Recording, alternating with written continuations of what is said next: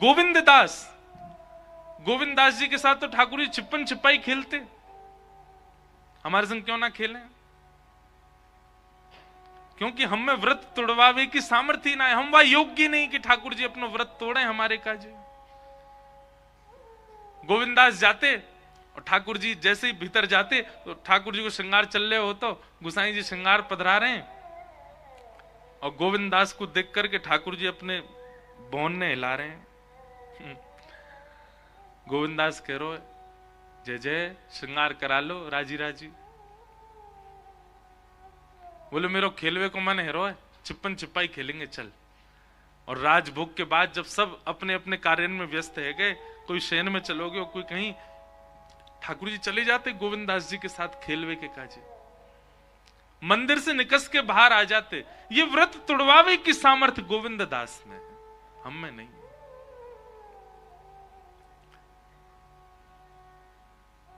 गोविंदास कहते जय जय पहले आप छुपो मैं ढूंढूंगा। ठाकुर जी बोले हम मैं जा रहा हूं ढूंढ लियो। गोविंदास आंख बंद करके 1 2 3 4 गिनती गिनने और ठाकुर जी दौड़ रहे हैं, ठाकुर जी ढूंढ रहे हैं ऐसी जगह कि मैं छुप जाऊं गोविंदा को मिलूं नहीं। ठाकुर जी जाकर के एक वृक्ष के, सघन वृक्ष हो सघन वन हो, वह वृक्ष के ऊपर जाकर के वह की टहनी पे जाके बैठ गए। बोले यहां नहीं आवे को। अब देखो जिस तत्परता से छुपने वाला ढूंढने वाले को देखता है, वो तत्परता से ठाकुर जी हमको देख लें, कितनी बड़ी योग्यता। ठाकुर जी बार बार देख रहे हैं गोविंदा आ तो नहीं रहो, गोविंदा मुंह को देख तो नहीं लेगो। लेकिन गोविंदास कहें जय जय हो तो त्रिभुवन नायक पर बड़े भोरे हो। कैसे भोरे? पामन में कुमकुम लग रहा है, दौड़े दौड़े ठाकुर जी जहां गए वहीं पद चिन्ह लग गए। कल एक बहुत अच्छी बात पता चली, कहा शीतकाल में ठाकुर जी मोजा पहने। ठाकुर जी को बहुत अच्छा लगा शीतकाल। क्यों? बोले ग्रीष्म काल में मोजा ना पहनूं, रात में कोई गोपी के यहां जाऊं तो दूसरे दिन सबन को पता चल जाए लाला कहां को गयो, पद चिन्ह सब पहचान जाए, ओ लाला आज तू माकू गयो। अष्टसखान ने पद भी लिखे। पर शीतकाल जैसी आवे और जैसी ठाकुर जी को मोजरी पहनाई जाए, ठाकुर जी इतने आनंद में, या हमारे नहीं कि मोजा पहना दिए सर्दी कम लगेगी, या हमारे आनंद में आ जाए अब पद चिन्ह नहीं पता चलेंगे। तो शीतकाल में जितनी गोपी हैं उस सबरी ग्रीष्म काल से ज्यादा उत्साहित है जाएं, जन कौन सी पे कृपा करवे आ जाएं। क्योंकि यशोदा मैया हो, चाहे ग्वाल बाल हो, चाहे सखा हो, कुंज के जितने भी लोग हैं उनको पता नहीं चलेगी कि निकुंज में कहां गए, या हमारे ठाकुर जी मोजा पहने। इस शीतकाल को सुख है ठाकुर जी को। गोविंदा बोलो लाला बड़ो भोर हो हमारो हैं, छुब्बे चलोगे हो, लेकिन देखो पामन के कुमकुम सब जगह अंकित है रे। और ठाकुर जी जहां जहां छूते भय जाएं, ठाकुर जी के अंग को स्पर्श करके अगर कोई अंग वस्त्र आ जाए तो वाकई सुगंध ना जाए सालों तक। ठाकुर जी के अंग की माला यदि आपको पुजारी जी दे दें तो वाकई सुगंधी नहीं जाए वर्षन तक। ठाकुर जी स्वयं कितने सुगंधी युक्त रहते होंगे। गोविंदास तो पेड़न के पास जाए, पेड़न कोई सूंघ ले, अच्छा यहीं तक गए, जहां जहां ठाकुर जी छूते गए वहीं वहीं तो सुगंधी आ रही है। अब ठाकुर जी व्याकुल रहे हैं जी गोविंदा कैसे पता चल रही है मैं कहा हूं। ठाकुर जी खूब छुपा में, कभी पीताम्बरी ऊपर करें, कभी अपनी कारी कमरी समेटें, कभी पामन ने ऊपर पधरा के बैठ जाएं या कुछ दिख नहीं जाऊं। पर जैसे ही गोविंदास पहुंचे, आहा संपूर्ण वातावरण सुगंधित हो रहा था। गोविंदास समझ के बोले यही है, जैसे घुमा के देखी तो ऊपर लाला मिल गए। ठाकुर जी उतर के नीचे आए, भों टेढ़ी सी करके बोले नेको श्रम ना करे, नेक में पहचान जाए कहां गए हम। अब कि मैं जा रहा हूं, मैं ढूंढूंगा तो तू छुप जा। गोविंदा बोले हाँ जैसे जाओ। अब गोविंदास के ना तो चरणन में कुमकुम है, ना अंग में कोई सुगंधी है। गोविंदास जी बोले मैं तो सहज ही कहीं छुप जाऊं, ये फिर नहीं ढूंढ पाएंगे। ठाकुर जी जहां 1 2 3 गिनती करें वहीं पास में कोई वृक्ष के ऊपर जाके गोविंदास बैठ गए और मन में सोच रहे ठाकुर जी आएंगे ढूंढेंगे मोए। 10 तक गिनती करने के बाद ठाकुर जी ने अपनी नजर खोली आसपास घूम के देखे, नेक दूर गए और नेक दूर जाकर के देखी तो गोविंदास मिल नहीं रहे हो। ठाकुर जी बोले अब इतना श्रम कौन करे, इतनी मेहनत कौन करे, या गोविंदा आज मैं मजो चकाऊं। ठाकुर जी भाज के गए और मंदिर में जाके पलंग पे पौड़ गए, सो गए भीतर, ढूंढ तो रहे। अब यहां गोविंद दास कभी अपने पाम लटका लें, बोले कैसे दिख तो जाऊं इनको में कि ढूंढ ले मुझे, इतनी देर है गई अभी तक ढूंढ ही नहीं पा रहे। कभी अपना पटका नीचे कर दे, बेचारे उतर के नीचे ही आ गए, अब तो दिख जाऊंगा इन्हें। सघन वन छोड़ के सामान्य वन में आ गए, सामान्य वन छोड़ के रास्ता में आके ठाड़े आ गए, बोले अब तो ढूंढ लो ठाकुर जी। पर ठाकुर जी तो है ही ना है। इतने में मंदिर के उत्थापन हो गए 4 साढ़े 4 बजे। उत्थापन को जैसे ही हल्ला भयो, वैष्णवों श्री जी बाबा के दर्शन, जैसे हल्ला मचा में सबन को आवाहन करें, निमंत्रित करें कि ठाकुर जी के दर्शन खुल गए। घंटा घड़ियाल बजन लगे, ठाकुर जी के उत्थापन के दर्शन जैसे खुले, गोविंदास बोले हम बावड़े यहाँ पे, यहाँ हम डोल रहे हैं, सब जगह ढूंढ रहे हैं कि लाला हमें ढूंढ ले, ये तो अंदर आरती है रही मंदिर में। दौड़ करके गए तो देखी महाराज भीतर ठाकुर जी आनंद से विराज रहे हैं, सामने सन्मुख फलन को भोग धरो, वैष्णव सब दर्शन कर रहे हैं। गोविंदास कह रहे हैं कबू तो निकसे को बाहर, दावले आयो भाज गमार। ऐसी ऐसी बातें हमारे अष्ट सखान की। ठाकुर जी डरने लगे। गुसाई जी बोले जे जे कहा भयो, बोले गोविंदा मुंह डांट रो भारते, या गोविंदा भगावे आते, ये मुंह को मारे को क्यों। फिर गोविंदास से जाके पूछो ऐसे क्यों करो ठाकुर जी, बोले अपने लाला है ना समझाओगे, हमारे संग एक तो खेल खेले, खेल में हमें व्यस्त छोड़े, खुद भाज के मंदिर में आएगो। गुसाई जी कभी कभी गोविंदास आदि इन सब सखाओं की इन लीलाओं को देख करके एकांत में बहुत रुदन करते हैं, और रुदन करके प्रेमाश्रु से अपने हृदय से ठाकुर जी को स्मरण करके कहते हैं जय जय। आप कैसे प्रेमी, आप कैसे अनुरागी, आप त्रिभुवन नायक हैं, त्रिलोकी आपके श्री चरणन में नतमस्तक रे, पर इन सहज सखान की इन सहज सी बातन पे आप ऐसे सहज रह जाओ। हमारे लिए क्यों नहीं तोड़ते ठाकुर जी अपना व्रत, हम बने नहीं हैं भैया।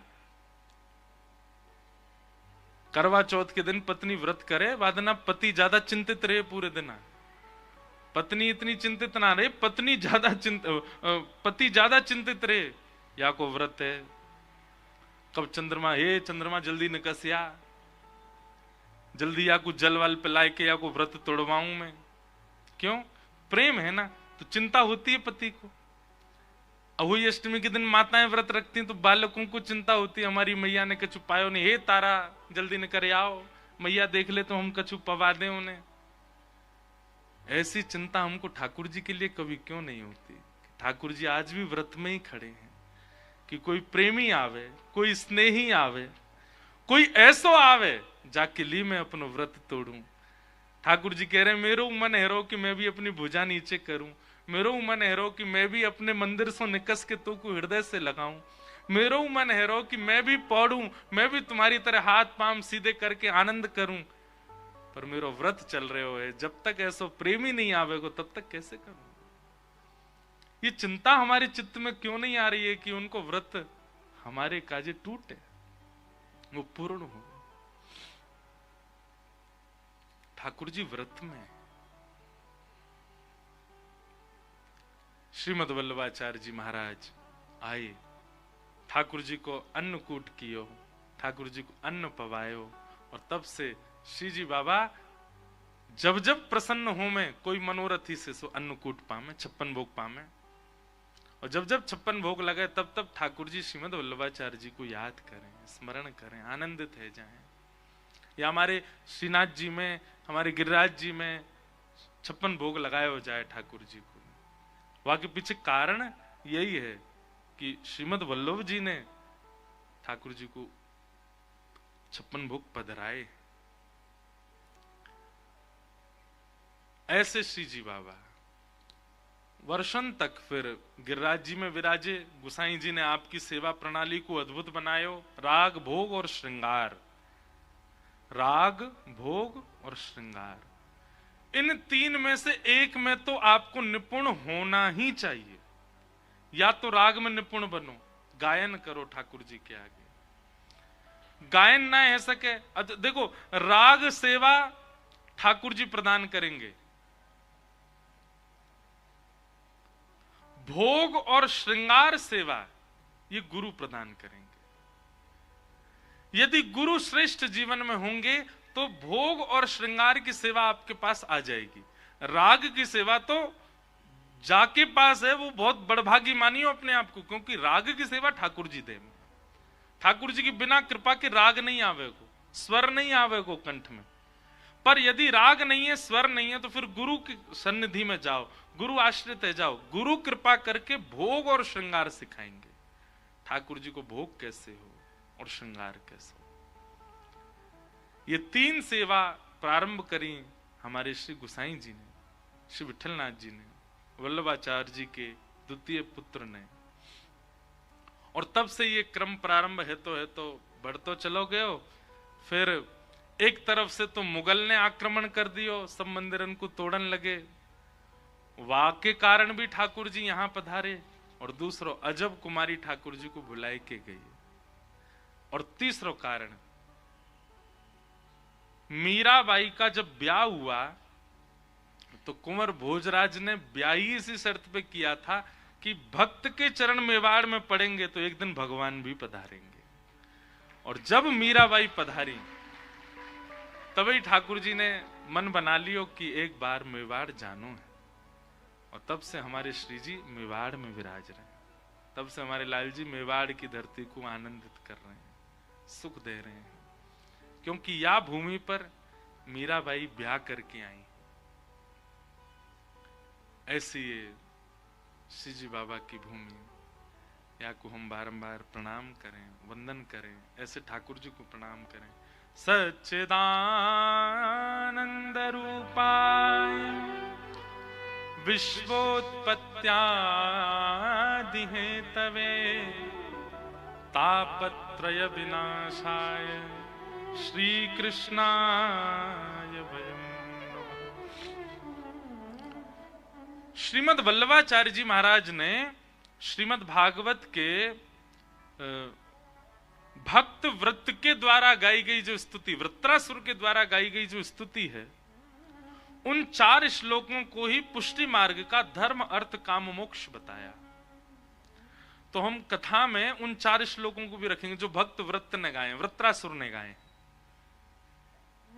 शाम को तो उत्सव होएगो, पर सुबह उत्सव करनो कैसे चाहिए ये सिखाया जाएगा।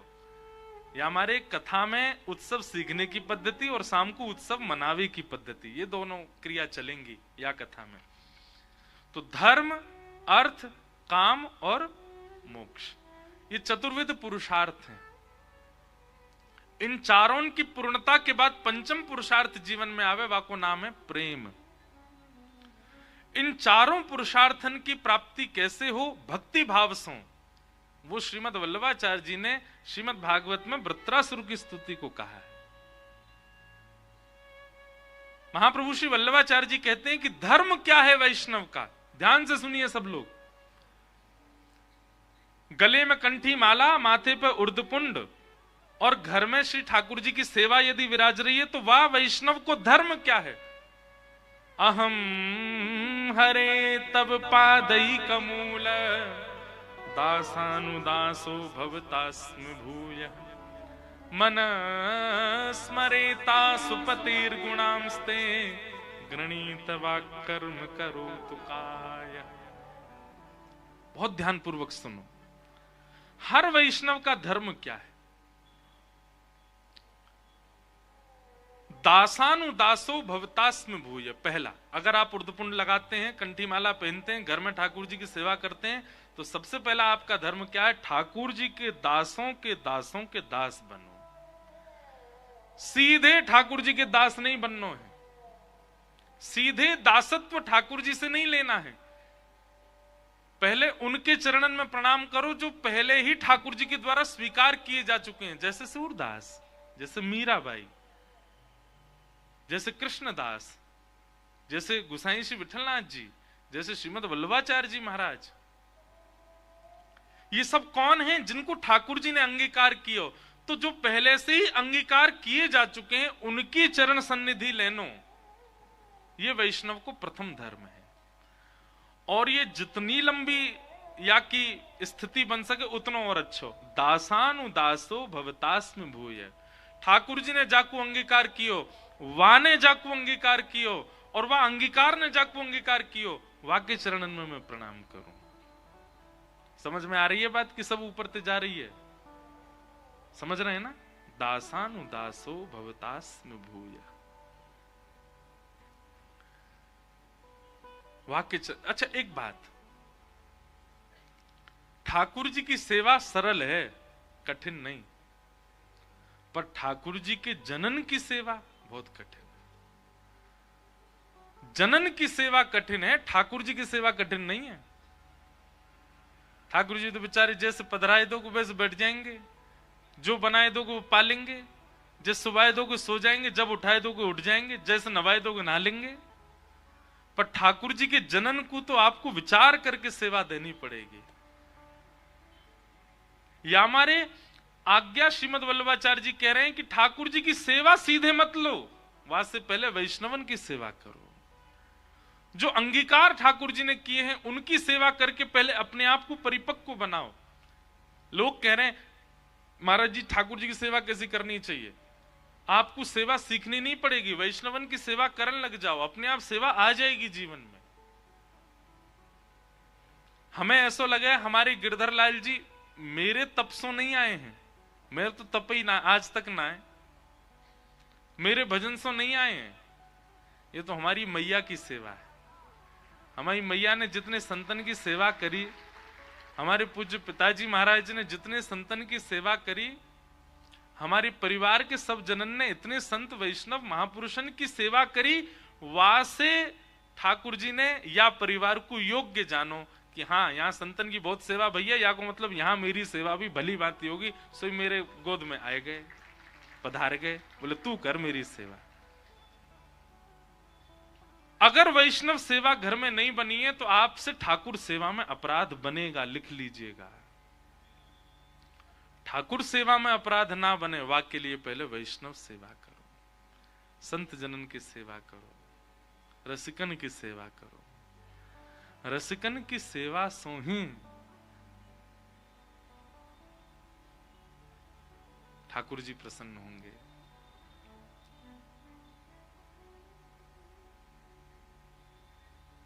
हमारे ब्रज के रसिक जन सब यही तो कहमें, संतन की सेवा करो।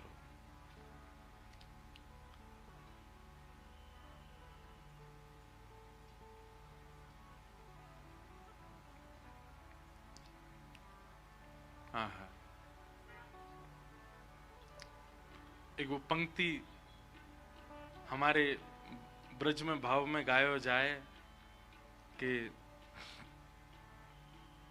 और वही भाव सो एक भाव बनायो भी हमारे गिरधर लाल जी ने।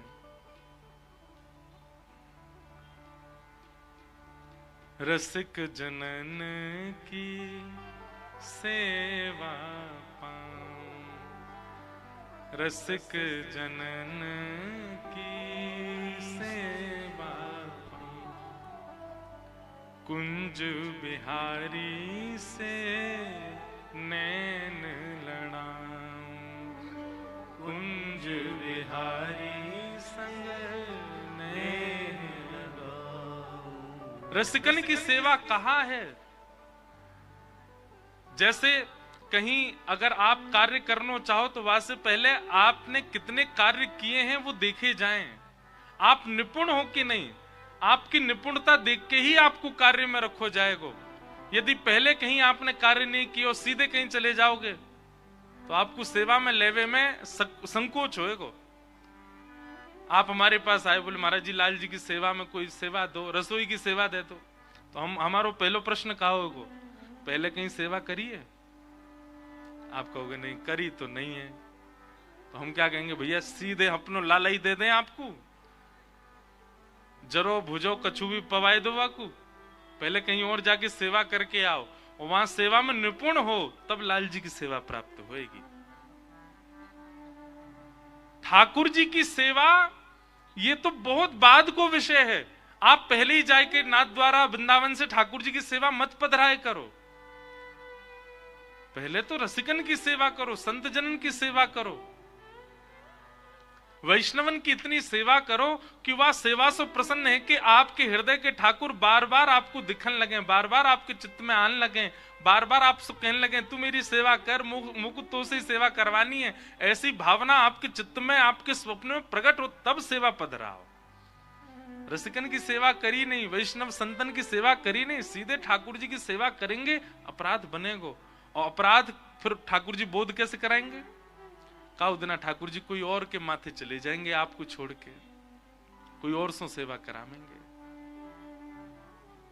जब तक आप हो तब तक ठाकुर जी आपके ही रहे, वाके काजे।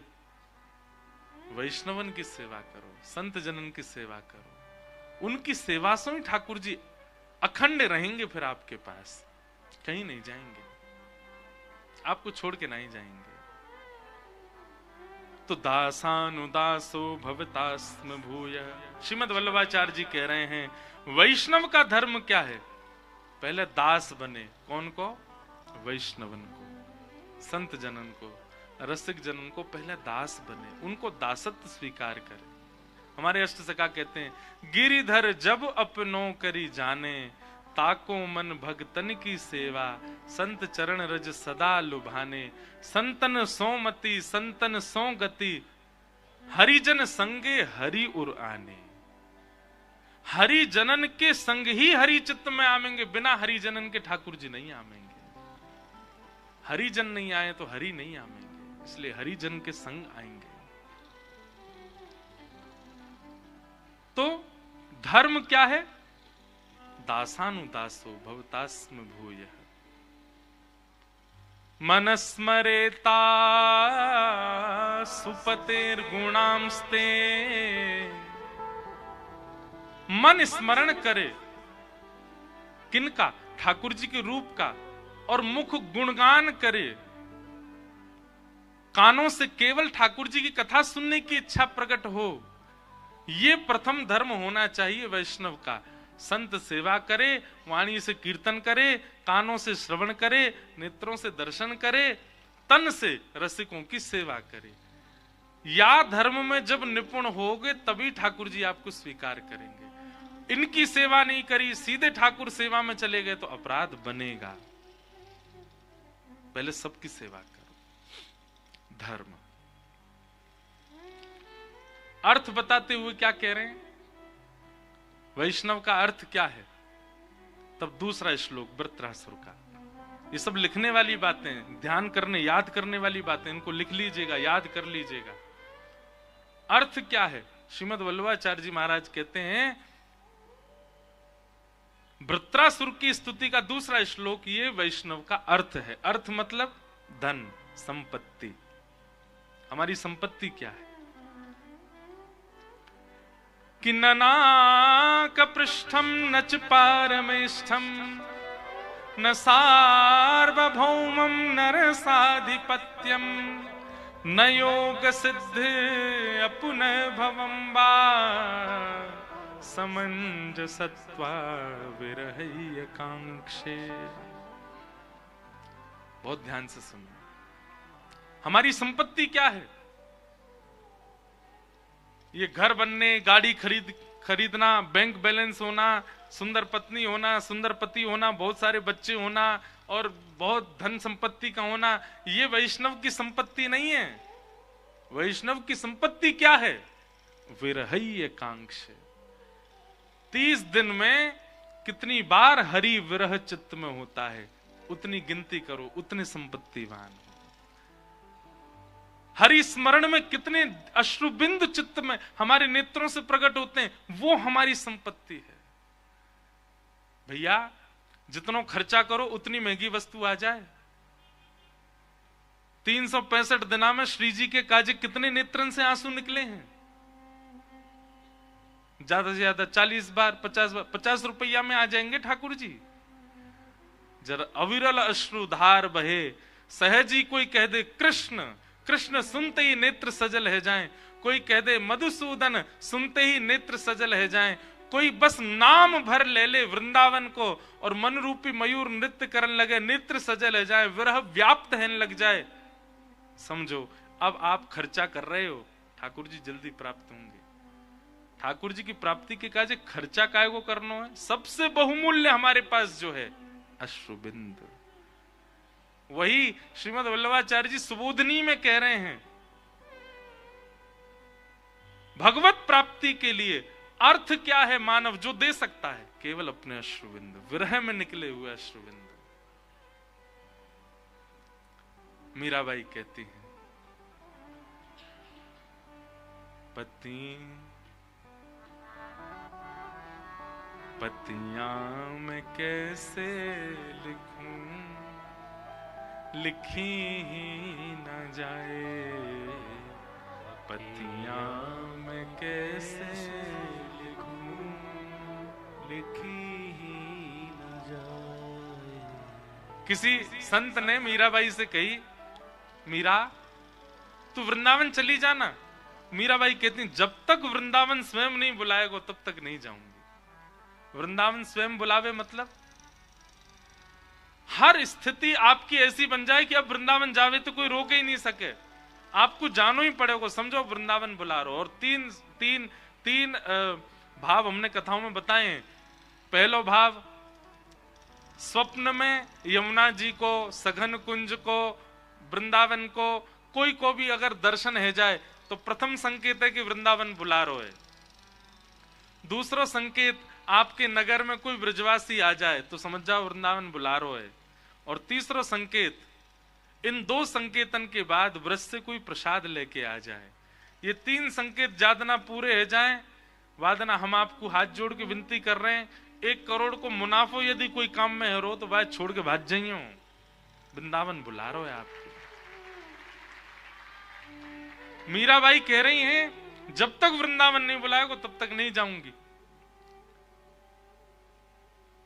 संत बोले तो फिर ऐसे विरह में रहेगी? बोले कहा करूं, बहुत विरह होता है चित्त में, बहुत याद आती है श्याम सुंदर, क्या करें? तो फिर संत ने एक युक्ति बताई, मीरा तू एक काम करे कर। बोले कहा, इतने संत आते मेवाड़, मेवाड़ क्यों आते थे पता है लोग? केवल मीराबाई को देखने।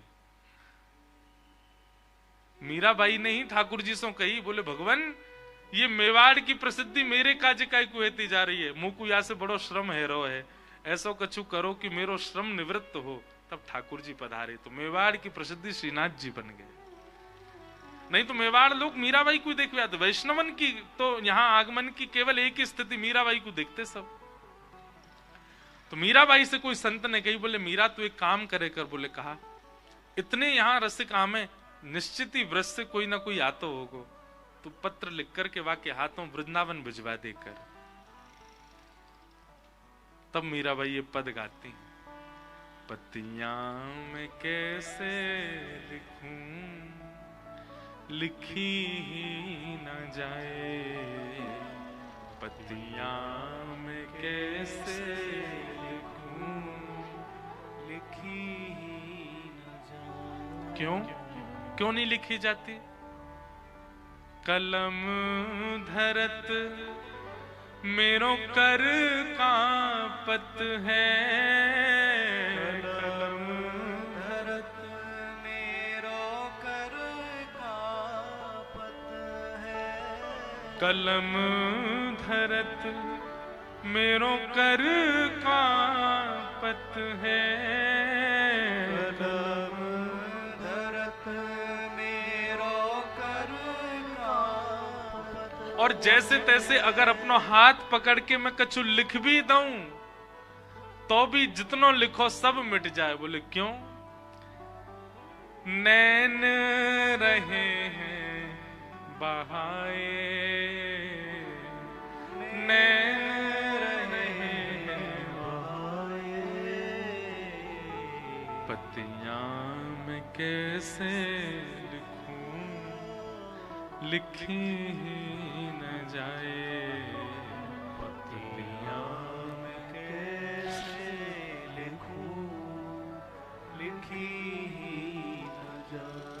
अरे साधु, आप आज्ञा तो कर गए हैं कि तू पत्र लिखा कर, पर कैसे? कलम धरत मेरो कर कांपत है। ये मीराबाई खर्चा कर रही हैं ठाकुर जी को पाने के लिए। ये विरह ही खर्चा है। जितना विरह में खर्चा होगा उतनी जल्दी ठाकुर जी प्राप्त होंगे। इसलिए जिनके चित्त में भी विरह कभी कभी प्रकट हो जाता है, उन सब से मेरी प्रार्थना है, एकांत में चले जाया करो। उसी समय विरह प्रकट होते ही एकांत में जाया करो, सबके सामने नहीं। बहुमूल्य वस्तु, हीरा लो, बहुमूल्य वस्तु कुछ भी लो, सबको दिखा के ढिंडोरा पीट के अखबार में निकलवा के लेते हो क्या? कल ज्वेलर्स पे जाके मैं हीरा लेने वाला हूं, नहीं। एकांत में चुपचाप जाके ले लिया जाता है। इसलिए जब भी कृष्ण विरह में नेत्र सजल होते हो, एकांत में चले जाओ, सबके सामने। सबके सामने तो यूं दिखाओ तुम पर रोना आवे ही नहीं है। एकांत में जाओ और उस समय ये व्यय करो जैसे मीराबाई कर रही है। ये विरह, यही व्यय है। श्रीमद वल्लभाचार्य जी कह रहे हैं, मनोरविंदाक्ष द्रदिक्षते त्वाम। ये श्लोक 2-3 बार है, तो कहीं पर इस प्रकार का भाव है, पर एक जगह यह, यहां वृत्रासुर की स्तुति में यही भाव है, विरहय कांक्षे समंजसत्वा विरहय कांक्षे। हमें विरह हो। पत्तियां मैं कैसे लिखूं, लिखी ही न जाए रे। पत्तियां मैं कैसे लिखूं, लिखी ही न जाए रे। मीराबाई कह रही हैं,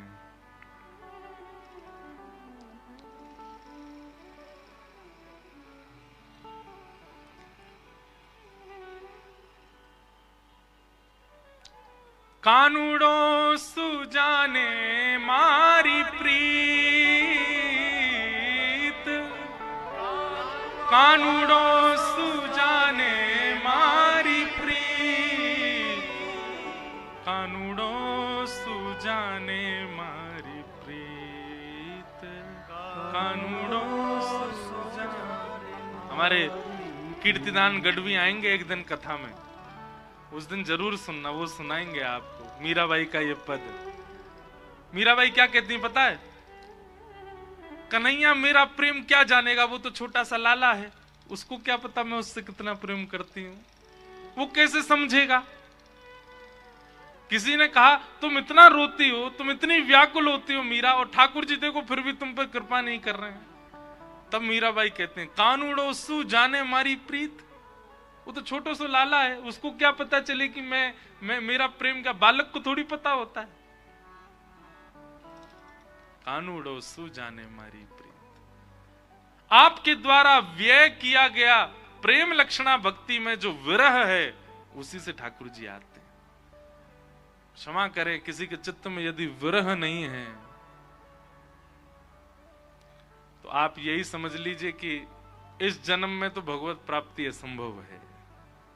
और यदि किसी के चित्त में विरह है, वो बहुत धनवान है, उनसे प्रार्थना हमारी, अपने विरह को जितना हो सके उतना गोपनीय कर लो, सबसे छुपा लो, क्योंकि ये विरह जितना प्रकट होगा उतनी नजर लगती चली जाएगी इस विरह को।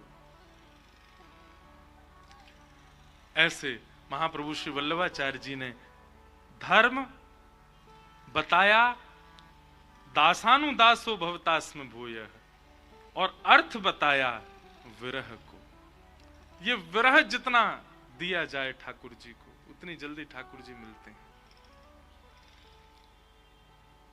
परमानंद दास जी का एक पद है, महाप्रभु श्री वल्लभाचार्य जी महाराज एक बार श्री परमानंद दास जी साथ में कहीं प्रस्थान कर गए थे, तो रात्रि का समय हुआ, तो महाप्रभु जी ने परमानंद दास जी से कहा कोई पद सुनाओ। और श्री परमानंद दास जी ने विरह का पद सुनाया। और उस विरह के पद को सुनकर के श्रीमद् वल्लभाचार्य जी महाराज 3 दिन के लिए मूर्छा में चले गए उस पद को श्रवण करके। तब से श्री परमानंद दास जी ने ये नियम बना लिया, आज के बाद कभी विरह पद नहीं गाऊंगा।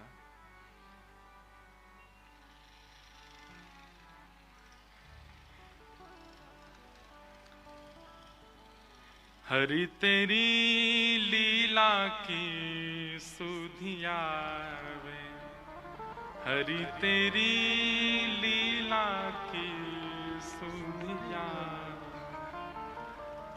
कमल नयन मन मोहन मूर्ति, कमल नयन मन मोहन मूर्ति, मन मन चित्र बनावे, मन मन चित्र बनावे, हरि तेरी लीला की सुधिया, हरि तेरी लीला की सुधिया।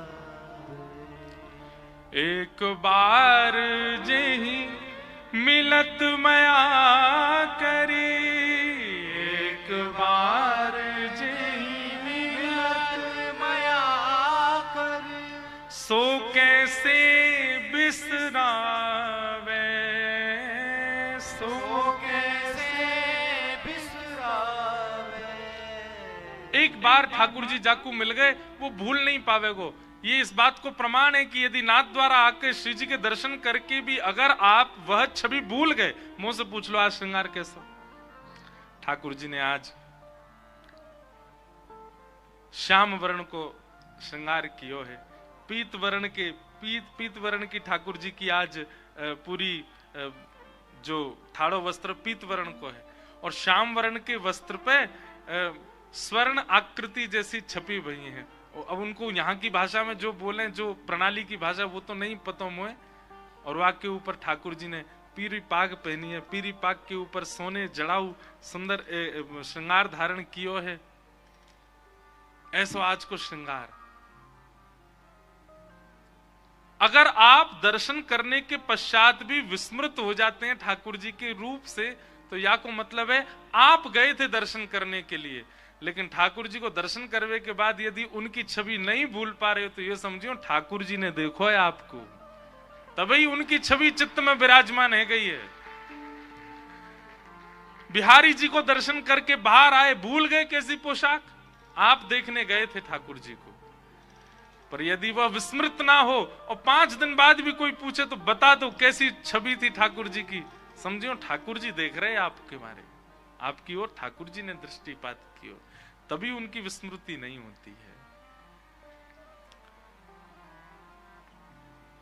आहा, मुख मुस्कान बंक बिलोकन, मुख मुस्कान बंक बिलोकन, मुख मुस्कान बंक अवलोकन, मुख मुस्कान बंक अवलोकन, चाल मनोहर भावे, चाल मनोहर भावे। परमानंद दास जी गा रहे हैं और सामने बैठे हुए श्रीमद् वल्लभाचार्य जी महाराज श्रवण कर रहे हैं। कहीं यात्रा पर थे, ब्रज की इतनी याद आने लगी महाप्रभु जी को, श्री जी बाबा का इतना स्मरण हुआ, इतना स्मरण हुआ।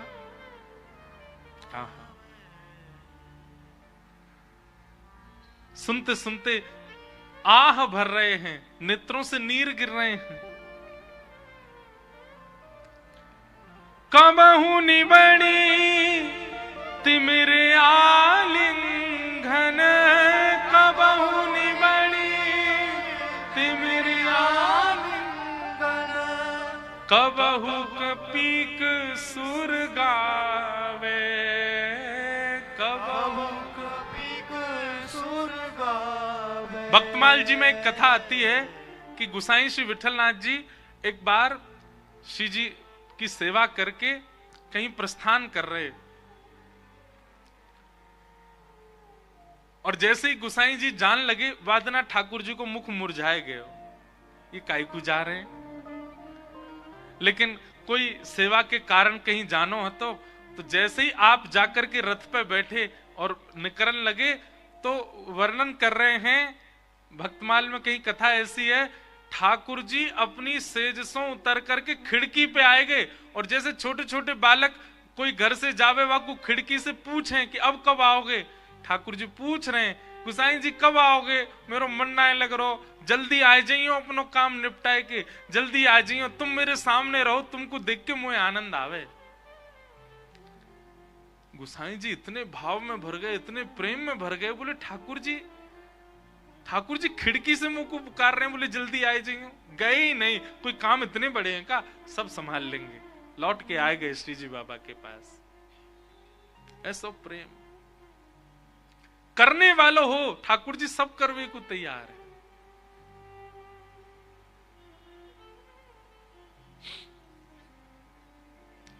कब हुक निविड़ तिमिर आलिंगन, कब हुक पीक सुर गावे, और कबहु संभ्रम क्वास क्वास कही संग ही उठ धावे, कबहु क नैन मूद अंतरगति मणिमाला पहरावे। ये सब भाव जब परमानंद दास जी गाने लगे, महाप्रभु जी की स्थिति ऐसी होती चली गई ठाकुर जी के विरह में। परमानंद प्रभु श्याम ध्यान करी, परमानंद प्रभु श्याम ध्यान कर, ऐसे विरह गवावे, ऐसे विरह गवावे।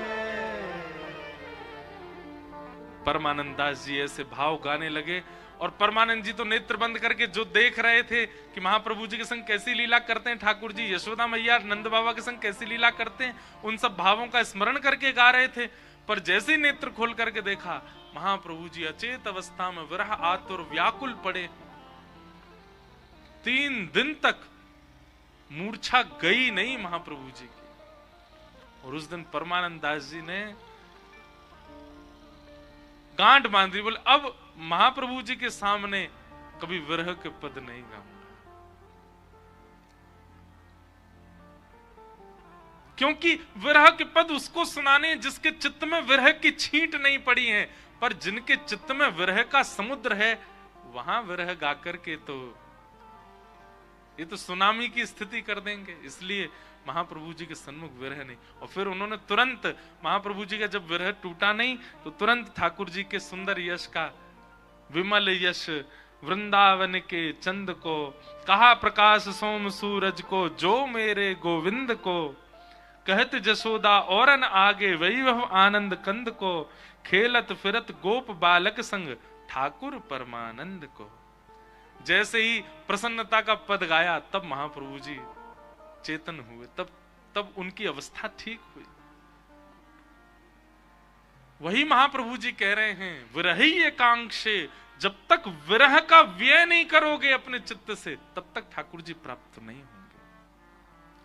विरह का व्यय।